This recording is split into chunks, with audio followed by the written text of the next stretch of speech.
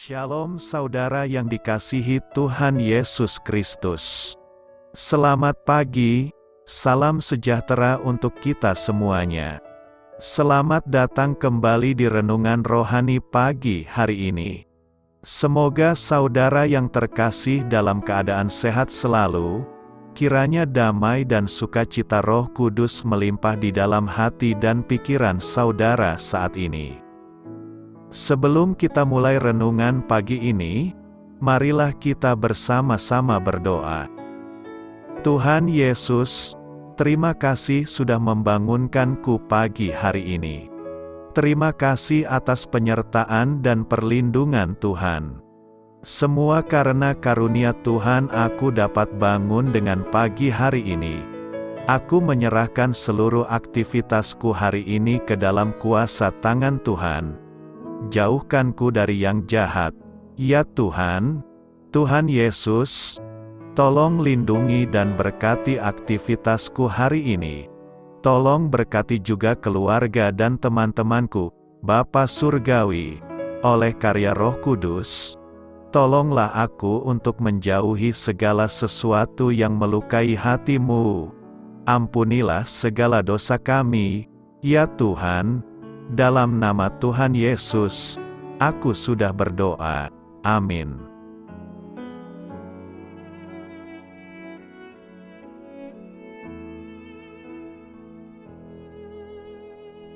Sahabat Suara Sion, pembacaan ayat emas Alkitab renungan kita hari ini. Nats pilihan kita adalah, namun aku akan bersorak-sorak di dalam Tuhan. Allah Tuhanku itu kekuatanku. Tertulis dalam kitab Habakuk 3 ayat 18 dan 19, bacaan kita terambil dari kitab Habakuk 3 ayat 17 sampai dengan ayat 19.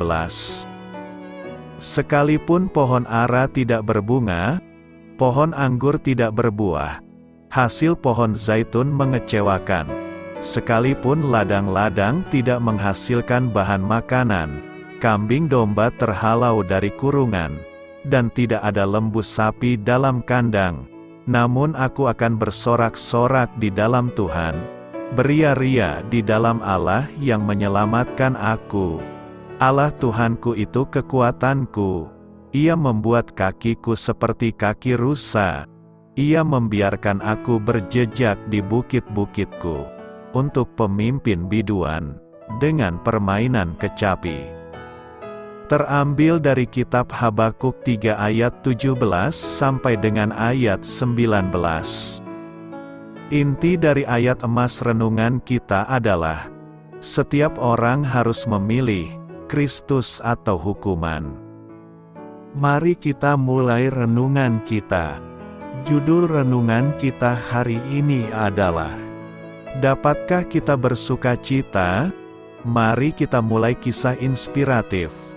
Saya tidak pernah lupa pada pertanyaan yang diajukan oleh pemimpin pendalaman Alkitab kami.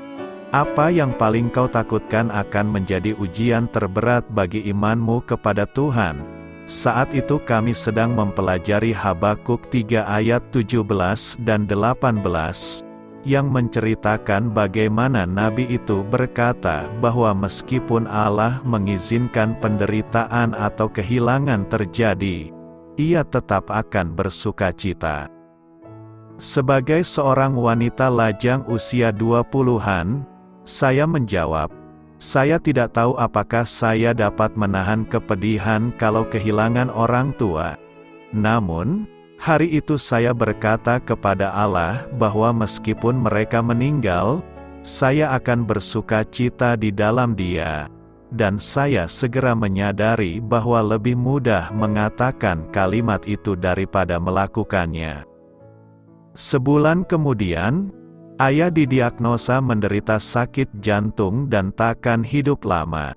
Ia belum menerima Yesus sebagai juru selamat. Jadi saya meminta agar Allah tidak membiarkannya meninggal sebelum mengenal Dia. Tahun itu, tidak saja ayah yang meninggal, tetapi juga ibu yang sudah menjadi orang percaya.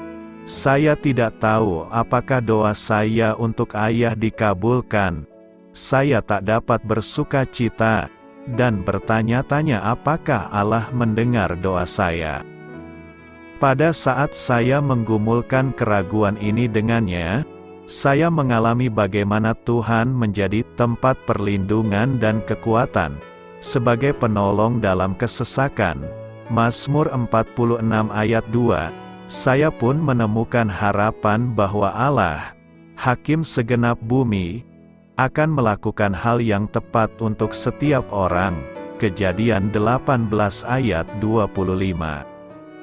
Kita dapat bersuka cita bila kita bersuka cita di dalam Tuhan, tempat perlindungan kita yang kuat dan Hakim yang adil. Apakah maknanya menerima Yesus sebagai penyelamat pribadi Anda? Sudahkah Anda menerima Yesus Kristus sebagai penyelamat pribadi Anda? Untuk memahami soalan ini dengan tepat, pertama sekali Anda mesti faham makna Yesus Kristus, pribadi, dan penyelamat. Siapanya Yesus Kristus? Ramai orang menganggap Yesus Kristus sebagai seorang manusia yang baik, seorang guru yang ulung, atau salah seorang nabi Tuhan. Semua ini memang betul mengenai Yesus, tetapi keterangan ini tidak menjelas secara lengkap siapa Dia sebenarnya. Alkitab memberitahu kita bahwa Yesus ialah Tuhan dalam badan manusia, Tuhan dalam bentuk manusia.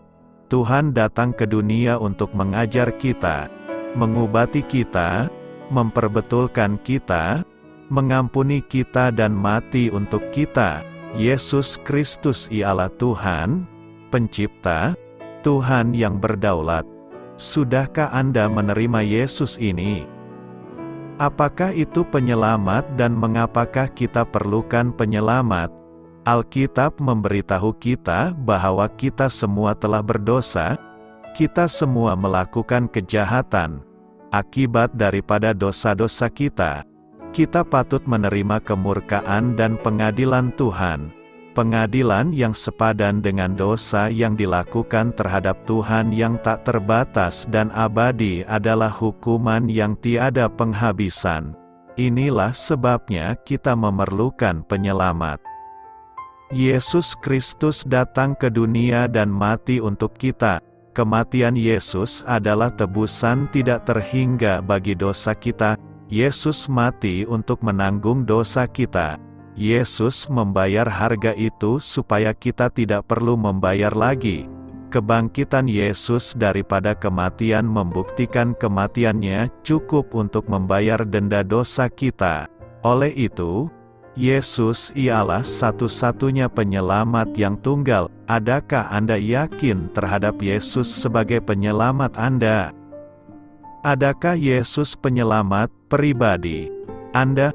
Ramai orang menganggap agama Kristen adalah hanya menghadiri gereja, mengamalkan upacara agama, dan atau tidak berbuat jahat. Semua ini bukan agama Kristen yang sebenar. Agama Kristen yang benar ialah hubungan pribadi dengan Yesus Kristus.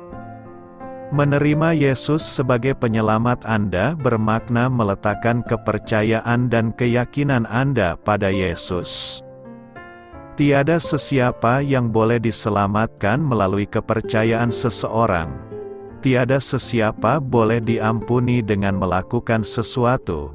Hanya terdapat satu cara Anda boleh diselamatkan, yaitu menerima Yesus sebagai penyelamat pribadi Anda, percaya bahwa kematiannya sebagai bayaran bagi dosa Anda dan kebangkitannya sebagai jaminan bagi hidup kekal Anda. Yohanes 3 ayat 16. Adakah Yesus penyelamat pribadi Anda? Jika Anda ingin menerima Yesus Kristus sebagai penyelamat pribadi Anda, lafazlah kata-kata di bawah kepada Tuhan. Ingatlah, melafazkan doa ini atau doa lain tidak akan menyelamatkan Anda. Hanya kepercayaan kepada Yesus Kristus dan kerja yang telah Dia sempurnakan di atas salib demi Anda dapat menyelamatkan Anda daripada dosa. Doa ini hanya satu cara yang mudah untuk menunjukkan kepercayaan Anda kepada Tuhan dan berterima kasih kepadanya karena rahmat penyelamatannya. Tuhan, saya mengaku bahwa saya sudah berdosa terhadap kamu dan patut dihukum. Tetapi saya percaya Yesus Kristus telah menggantikan saya bagi menerima hukuman itu supaya saya dapat diampuni melalui iman dalam Kristus. Saya menerima tawaran pengampunan-Mu dan meletakkan kepercayaan saya kepada Kamu bagi penyelamatan. Saya menerima Yesus sebagai penyelamat pribadi saya. Terima kasih Tuhan karena rahmat dan pengampunan Kamu yang mengagumkan, yaitu hadiah kehidupan abadi. Adakah Anda sudah membuat keputusan untuk menerima Kristus selepas membaca laman ini? Jika ya, saya telah menerima Kristus hari ini. Amin. Marilah kita renungkan di dalam hati kita. Doa saya menyertai saudara sekalian. Saya memberkati Anda agar sewaktu Anda mencarinya dari Dia, Bapa Surgawi Anda akan memberikan bagi Anda roti harian Anda. Dalam nama Yesus Kristus, Tuhan yang berkuasa atas alam semesta dan menuntun kita kepada iman yang menyelamatkan, Tuhan Yesus menyertai senantiasa. Tuhan memberkati. Amin.